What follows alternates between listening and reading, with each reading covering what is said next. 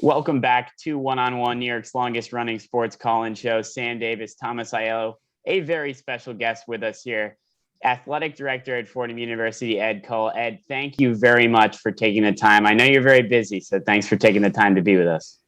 My pleasure, Sam. Great to be with you. Tom, you as well. So I want to jump right into, of course, the event. We record this on Friday, so the event just last night on Thursday, late night at the Hill, and awesome event. I mean, we're both there, me and Thomas. I know we can speak for ourselves. Being in the stands, it was quite an impressive event. Just talk about how it got started, where the idea came from, and overall your impressions of how the event went. So I appreciate you and Thomas saying that. I appreciate you and Thomas being there and being part of the 2,700 students we had here last evening at Rose Hill. And, so Sam and Thomas, you two may not remember this, but back in the day, it used to be a big deal to have Midnight Madness, right? Which would be the official start of basketball practice. So it used to be literally 12:01 when midnight struck. They would start having their first basketball practice, and it was part of the NCAA rules. They've changed that over time in terms of the timing, and it's less become that real late night event that it used to be at midnight. But I always thought that was just a tremendous event, a lot of fun, and really a way to engage the student body. So a few things. Naturally, you Sam and Thomas, you would guess that we're trying to get people fired up for basketball, no doubt. Between Coach Gately and Coach Neptune and their start of the season on Tuesday, how do we get more students involved, engaged on campus? Obviously, new head men's basketball coach. How do we fire it up for everybody? So that was definitely part of it. But I'll be honest with you. I think I've been athletic director, interim now, 21 months, full time since February, and obviously I've been through the pandemic with the campus and my coaches and our student athletes, and it's been a challenging time. Right. So how can we come up with a fun event to really fire up the campus, let the students have fun and really get involved and get engaged and kind of, really take a moment of reflection and excitement, and yes, get excited about basketball season, but also appreciate everything we've been through in terms of the pandemic. And I think that was a lot of the energy, enthusiasm you saw last night was all students coming together, spending time together, really enjoying the moment and obviously a performance. So I'm happy it worked out. I'm happy for our coaches and staff. I know our student athletes had a real great time as well, because all of our student athletes were included, not just men's, women's basketball last evening. And I was happy to see the campus and the student body kind of unite and come together after a challenging year and a half. And I think it's the perfect way to tip off our basketball season. And, athletics is a source of school spirit, school pride. And it's not just wins and losses. And I want that to be our athletics department. I want that to stand for a lot for our campus. And I hope our student body feels that way. And we'll continue to work together on that. Ed, obviously one of your goals is raising student awareness and involvement for the sports programs, and basketball season is coming up, and specifically men's and women's has been obviously the number one seller for quite some time now. And we can trace this back well before the Fordham Rams joined the Atlantic 10. But what have been some of your methods in terms of advertising the product to the student body to get them to fill the student sections? Yeah, so I think this, Thomas, and I think, you even heard me speak a little bit to our donor and alumni function last evening prior to walking them over to see the packed, sold out Rose Hill Gymnasium. Everybody who has their student experience here on campus, everybody who has alumni affinity and love for alma mater comes from their memories of friends, right? Whether it be you and Sam now with FUV and your classmates and those you live with, and those are memories you guys are going to take home forever, and it's going to live with you forever. Going to basketball games, going to athletic competitions, that's part of a lot of everybody's experience, including myself. And that memory, that camaraderie, that unity is so important to me and what we're trying to build here in athletic department. And I think the way to really build this student section or student involvement engagement is things like last night, where it's organic and authentic. Like, so what do students want? They want to have fun. They want to have a good time. They want to cheer on a team. We all want wins. We all want victories, and we're all striving. And I know everybody's working hard for that, but they want a fun experience. They want to have, be able to enjoy that moment. And to me, it's the same organic effort in terms of recruiting them. So I think you saw, obviously, whether it's Coach Gately, who's as obviously as personable, as sociable as they come, and has done a great job of not only building her program, but building some fan support. Or even Coach Neptune, you saw him in action last night, right? In terms of engaging our students.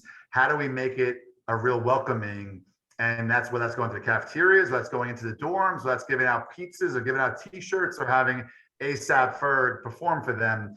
How do we continue to organically make it a real family experience, a real Ramley experience? And that's a big part of this revival for us, is making it a fun experience where, yes, come cheer us on. We need you to create a home court advantage for us and help. But I want it to be something that is enjoyable and something that could be memory building for all of our students. Ed, you just mentioned Kyle Neptune, so I want to piggyback off of that.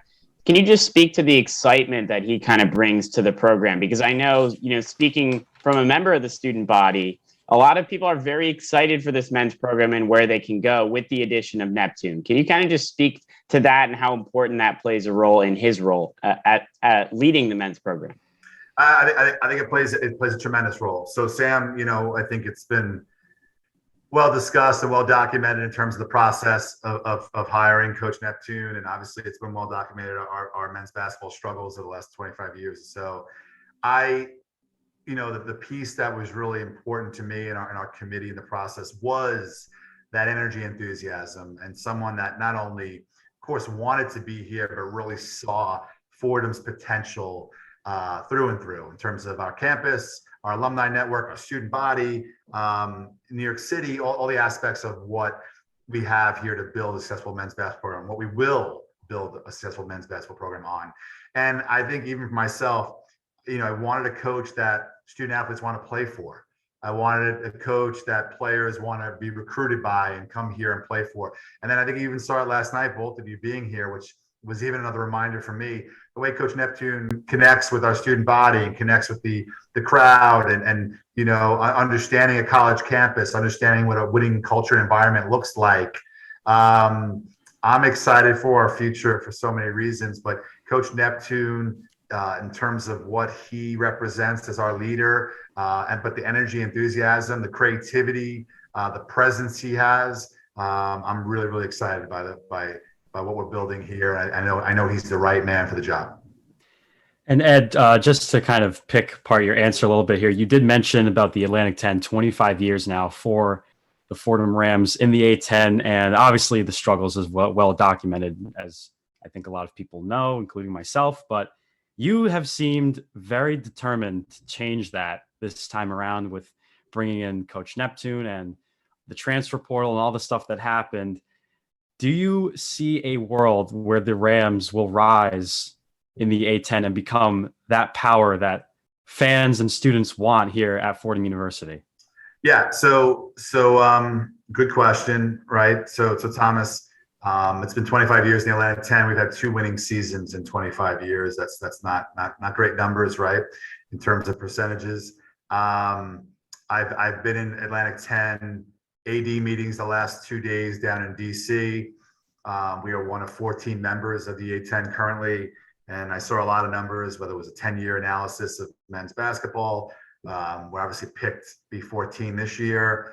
And it's tough. It's a tough pill to swallow and look at in terms of our stats, whether it's over the last 10 years, which they reminded me of the last 2 days, or the last 25 years. And it's challenging to see, where we fall in terms of the number 14 over those 10 years. And I think it was a net schedule of like 248 in terms of strength of schedule for all the Division I schools throughout the country. It's difficult. We're all competitors. We all want to win, whether we're Fordham alums, whether from New York City, whether we've competed at some level of athletic competition at some point in our lives. So I get motivated by that. I'm fired up. I was embarrassed to see those stats the last 2 days, and the other ADs are wise to pick on me and give me a hard time about that. But I take that as an opportunity. I take that as ownership, just like Coach Neptune does, in what we can, the opportunity we have to build something special here. And you've heard me say this a million times, it's not rebuilding, it's a brand new construction. And whether it's late night on the Hill, whether it's our recruiting efforts, whether it's the staff we put together, whether it's the alumni we're trying to engage, whether it's utilization of New York City or the Bronx, it's how do we look at things differently and change our approach here, because I think we're all bullish on how wonderful this campus is, how tremendous of an academic institution this is, how tremendous New York City is, how great the Atlantic 10 Conference is. And I think even a night like last night, how special the Rose Hill Gymnasium can be when we pack it with students like yourself and Sam. So I am bullish on the stock because I think it's fixable. I know it's fixable, and we're going to fix it. And we have the proper alumni support behind us. We have the fan base in New York City who wants a winner in the mecca of basketball in this city. We have a student body like two of you that when last night has something to be excited about. They're as excited of a fan base as anybody. So I know this is doable. I'm excited about where we're going to be in terms of our process of building it, whether it be recruiting of talent. And, my example that I've been using recently, and you don't have to look too far in the A10 to see it, is honestly, it's not the VCUs or the Daytons or the St. Louis's of the world who have maybe larger arenas than we do. But I talk about St. Bonaventure. It's currently top 25 in the country. Obviously, small school up in Olean, New York. Their roadmap, their model of what they put together is something I know we can do here at Fordham, and I'm excited by what we can build. But it's not just Coach Neptune by himself; it's all of us. So it's me as athletic director. I'm all his basketball staff. It's a student body like you saw last night. It's the alumni like you saw in terms of their support of buying season tickets right now. We're up to 450 season tickets sold for this year. That's up from 52 in 2020.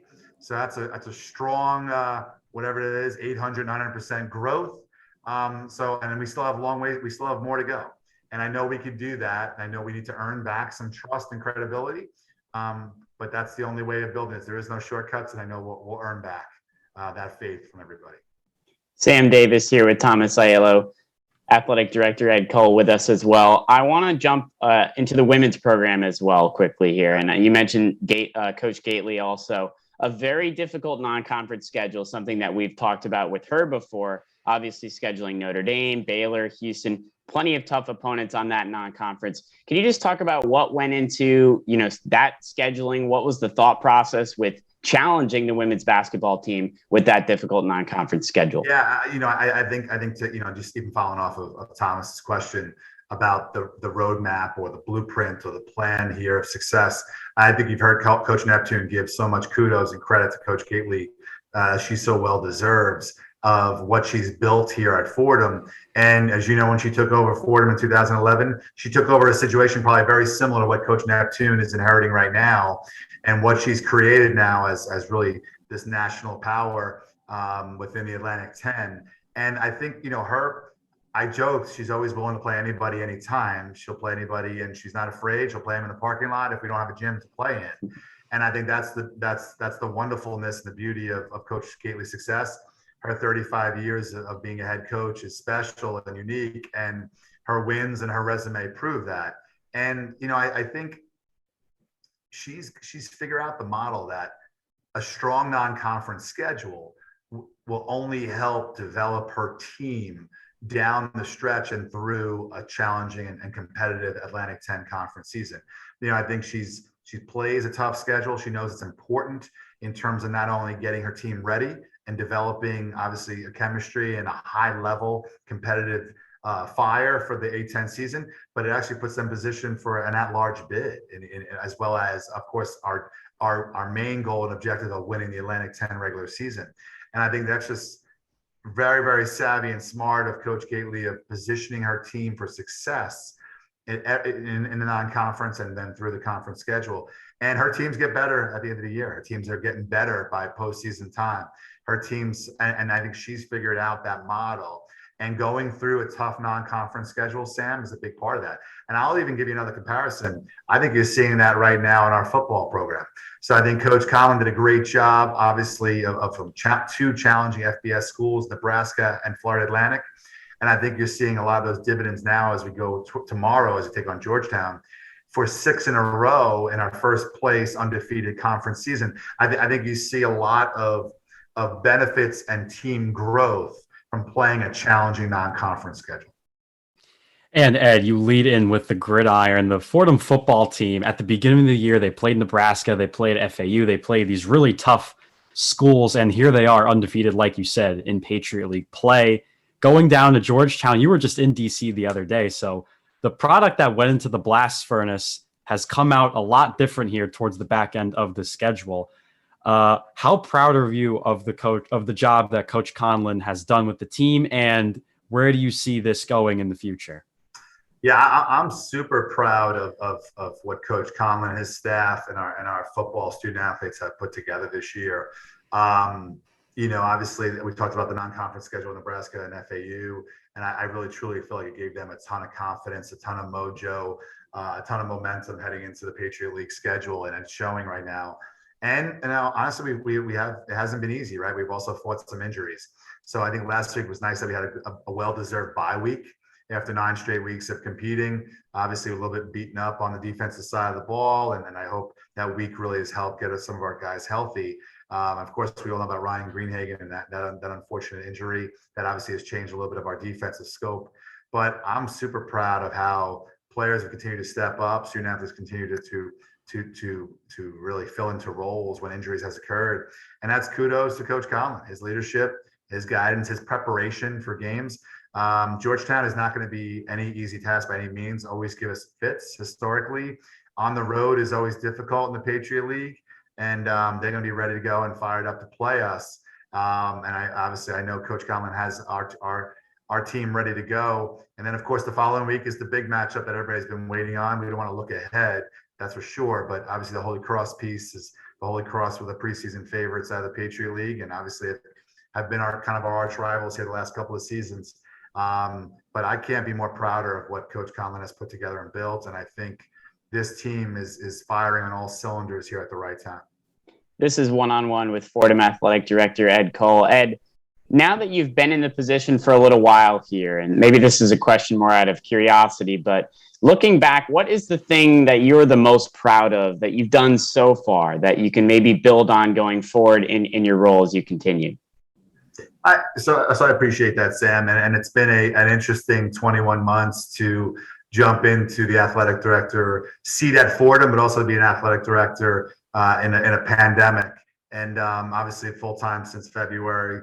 So I feel very lucky and blessed. Not only that we've obviously come out on the other side in terms of the pandemic, that all of our student athletes have been healthy and safe. We were able to compete all throughout the spring. When we had obviously a difficult fall of no competitions, and then of course the basketball during the winter. But I'm just proud of the determination, the grit, the moxie of our student athletes is quite impressive, and I'm reminded of that every day.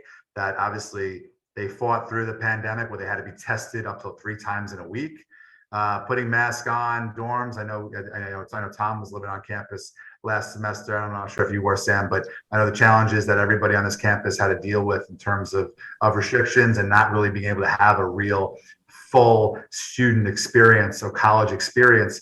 And our student athletes are no different than that.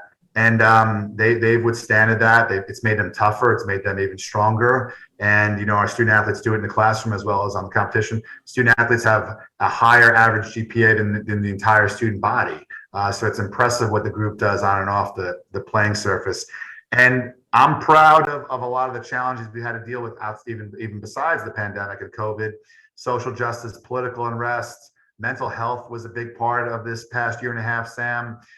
So I'm proud of those programs, those committees we put together, our task force to fight social injustice. And a lot of it's been led by, and majority has been led by our student athletes who are true leaders. So whether it's our SAC group, whether it's our task force, whether it's our IDEA committee, whether it's our mental health focus with our career services opportunities, our alumni mentoring and engagement programs, I'm blown away by our student athletes and what true leaders they are. So even when we didn't have athletic competition a year ago, I was just impressed at how active and involved they were in terms of these issues, making social and political change. And I couldn't be more proud. It really allowed me to get to know the student athlete as a person, even more deeper when they were not competing. So, and same with our staff and coaches, though a lot of it's been virtual, similar to even this interview right now.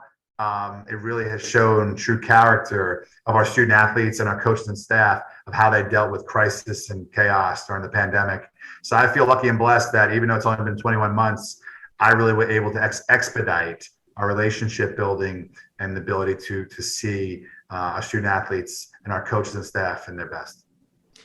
Ed, and you talk about obviously leadership, so important when conducting an operation like that, but also experience. And there's a couple of mainstays that have been working in Fordham Athletics for quite some time. Joe DeBarry and Scott Wachowski, who are SIDs in their respective sports, and Charlie Elwood, who all three of them have seemed to have been there forever. How much do you value people like that who have been Fordham lifers? And now that you get to work with them, how much has that helped you transition into your new role here as the athletic director? Yeah, that's a really good question, Thomas. So Scott and Joe, as you can imagine, are, what you would call sports information communications, like royalty and legends. And that is an area that goes unappreciated often, not thanked enough, not understood enough in terms of what that commitment means in terms of covering games, now streaming games, updating press releases, updating obviously, box scores, standings, the ability to organize game operations from a standpoint of production, to traveling with teams. And of course, as you know, we have 4 folks working in our communications group covering 22 varsity sports, sometimes supporting some of our 15 club teams, as well as all of the incremental responsibilities, like my crazy idea of doing a late night in the gymnasium, and obviously the communications group pitching in there. So very lucky and blessed. I'm glad you brought them up. They go so unappreciated, unthankful. And then of course, everybody's quick to say, oh, there's a spelling mistake on the website, not understanding that probably Joe DeBarry had to publish that at 3 a.m. after getting back from some competition. So I'm so grateful for our communications group, including Joe and Scott. They do so much for our coaches, our staff, and our student athletes, and they really are the treasure of college athletics and often forgotten. So they help me in terms of the ability to be reminded of the core and the foundation of what our purpose is here in college athletics, and our ability to support the student athlete on a daily basis and their experience here. And Charlie Elwood's been everything and more. So I got to know Charlie very little bit. We crossed over when he was initially at St. John's University when I worked there as well. And of course, he's a Fordham alum, class of 80, and he's been here now at Fordham almost 20 years. He's been the real stable foundation, stable force for me on a daily basis. He's been ingrained in college athletics. He knows it as well as anybody. So he's a tremendous sounding board for me in terms of ideas, in terms of institutional knowledge of Fordham, in terms of history and understanding of Fordham, and whether it be decision-making on budgets, decision-making on rosters, on travel, on scheduling, on compliance issues, but also helping me navigate Fordham. I'm only at Fordham 4 years, and it's been really helpful for him to help me, helpful for me that he's been helpful navigating the campus, navigating some alumni. And as you guys probably can imagine, I'm a little bit more of crazy in terms of ideas and marketing and different kind of approaches. I think Charlie's the perfect balance for me of being, hey, that might be a little bit too much outside the box. That might be too risque. That might be too much against our Jesuit mission here. Let's get back to our priorities. So he's a wonderful balancing act for me sometimes when I stretch a little bit too far with some thought process and creativity.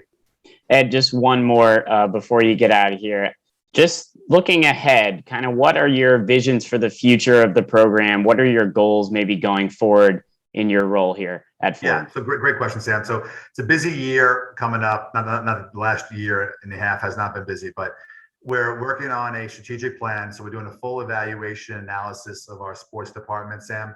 So the sports we participate in, the facilities we play in, the scholarships we're awarding, the financial dollars we're investing in each of our programs, as well as a true benchmark against our peer institutions, whether that's the Patriot, Atlantic 10, or other regional conferences that we're looking at in terms of our ambitions. Try to create a true strategic plan long term. I'd love it to be kind of a 5 to 8 year stretch of what our commitment is to these varsity programs as well as these club programs and what that looks like. Then have actually work on and establish a true master facilities plan. That master facilities plan will line up against our strategic plan of how we're trying to support those sports looking forward. And then you probably got a little bit of wind of this out there. It's out there a little bit publicly, but we'll finalize it more. Athletics can be part of the next capital campaign for the university. So that capital campaign will then support that facilities plan, which is supporting the strategic plan. So strategic plan, facilities plan, capital campaign, all three will be not only lined up, but new for us. We really have never had that here in athletics. And then my plan is, probably a year from now or maybe a little earlier, we'll have a new president here at Fordham University. So when he or she arrives, I'll be able to sit down with them and present those three plans and really agree upon our direction of Fordham Athletics moving forward. I think that's essential for the success of our program, the transparency in terms of having a true vision and narrative of where we want to go. But I think it's really, really key in terms of our stakeholder and our investor conversations with donors and folks in the area to get more involved and to understand the future of where we're headed. So that's a big part of it. And then also make sure that we're aligning appropriately top to bottom with the president, the board of trustees, and with the rest of the campus here at Fordham and Rose Hill. Sam, athletics, we all want athletics to win, right? Championships, A10 championships, Patriot League championships, we all understand that. But I also want to make sure athletics is a true platform and mechanism for the university. Will that be academic profile? Will that be marketing and branding? Will that be U.S. News and World Report rankings? Will that be not just athletic fundraising, overall fundraising? I want athletics to be the premier lead in our challenges of diversity and inclusion, engagement in terms of New York City. And again, just like last night that you and Thomas experienced, the true source of school spirit and school pride that everybody can be proud of and wear that maroon and talk about the Rams. That's athletic based. And I want athletics to be the central port for that, for our entire campus and university. And whatever the priorities and pillars of the university are moving forward with new leadership, I want athletics to be lined up and supporting them appropriately. Just some awesome goals that I will say, speaking for the student body, we're all very excited about. So Ed Kull, Fordham Athletic Director, thank you very much for being with us today. Thank you so much, Sam and Thomas. My pleasure. And again, Sam, I want your feedback and I want your ideas, just like with our student athletes here in terms of them driving initiatives and priorities. I want what the students want to see, what they want to experience, because we need to be all in this together. It's going to take all of us together to build the winner that we want. So please continue to share your feedback and thoughts. Thank you so much. We will be right back here on One-on-One. Stick around.